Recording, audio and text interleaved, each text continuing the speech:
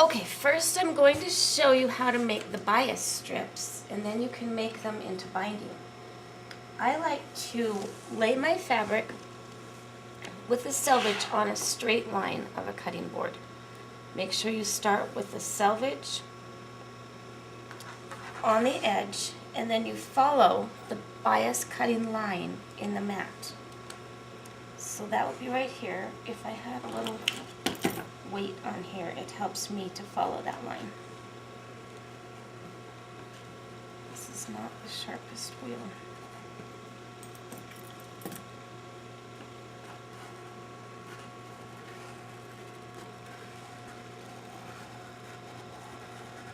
And this is a perfect 45-degree angle, so it gives you the stretchy direction of the fabric, which does not stretch in the other direction.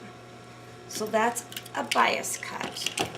Now I need more yardage of it, so I'm going to cut several at a certain width by putting that straight line on the straight edge again. And for this binding maker, or this one, I'm going to use 2-inch bias. So I'm going to cut this now straight along the 2-inch line. And I lift it up so I can see the line. I prefer not to cut against a ruler because it ruins the ruler and the cutting wheel. So I can follow that line by looking at it. And while we're here, I'm going to make one more. Let's see if this is sharp.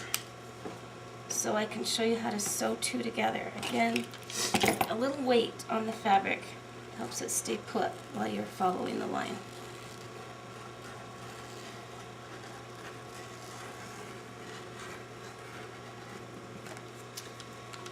Now there's a very special, particular way that you sew these together. You want to line up your two selvages, and you want to put the right sides together on your fabric. And then you line up the selvages with a very small seam allowance by letting the corner hang past the width of the seam allowance here, and this corner hangs over the width of the seam allowance, and I'm going to sew along this seam allowance line at 1/4 inch on both selvages. So I have the L shape in my seam right here. Oh, that doesn't matter. Oh, well, yeah, the rate might be different. I was thinking, let me talk to you before I talk. All right, we're going to stitch this bias seam 1/4 inch wide with a back tack.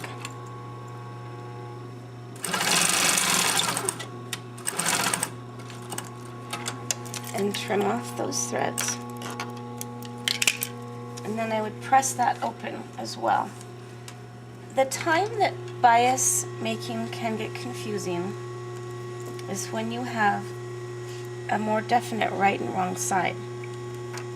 So I'm going to show you 3 seams in a row so you can tell how to do this. I want to put right sides together. The shiny green is the right side. And do this seam just like I did the last one. You see this being a right angle, but I've got 2 right sides together.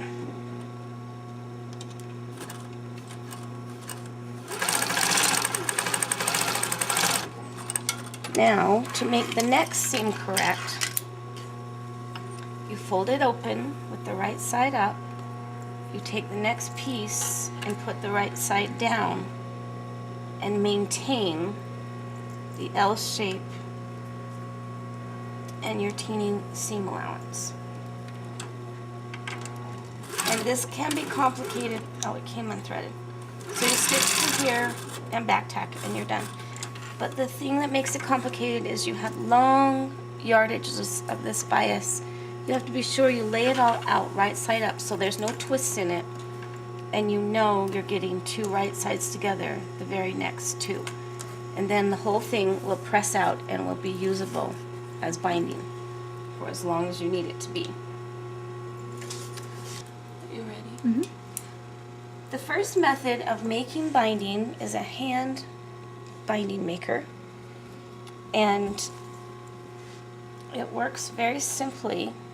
I want to press the seam open first. Or not open. I'm pressing it to one side. Now you start with a point into the binding maker. And sometimes you have to help it through with scissors. But you want it to fold your two sides up an equal 1/2 inch on each side. And you start pressing those in place. Then as you slide it, you keep pressing and steaming till you get this all the way pressed open, shut.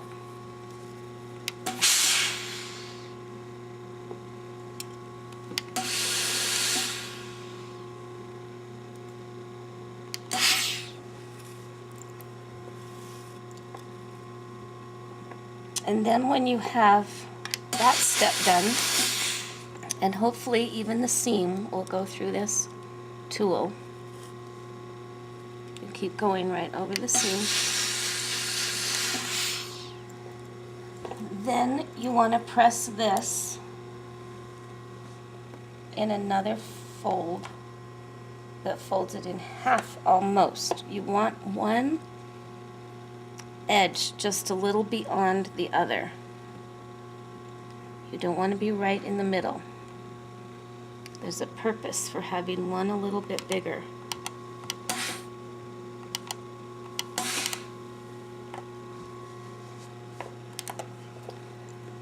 So that's the way you do this with this special hand tool.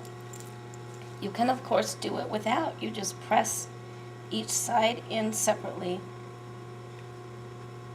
by eyeballing it to the center, or you press the center first and then fold each one in to the center, and then fold and press the center again, because by that time it will have flattened out.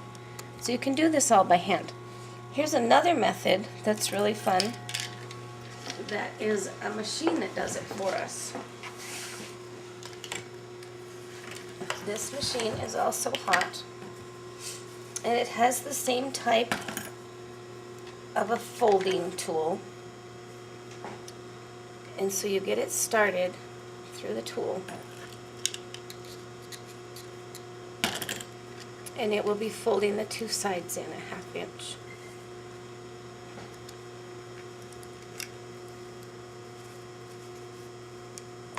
And you click that in place. And this is a very hot surface, but you start it on the roller right here and put the ironing tool on it. And it might not be quite ready yet. Oh, it's ready.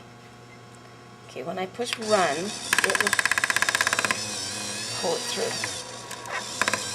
Maybe I have to help it a little. So it's doing just what I did with the other tool. This is starting to stick a little bit. But that's what it does. It presses the sides in.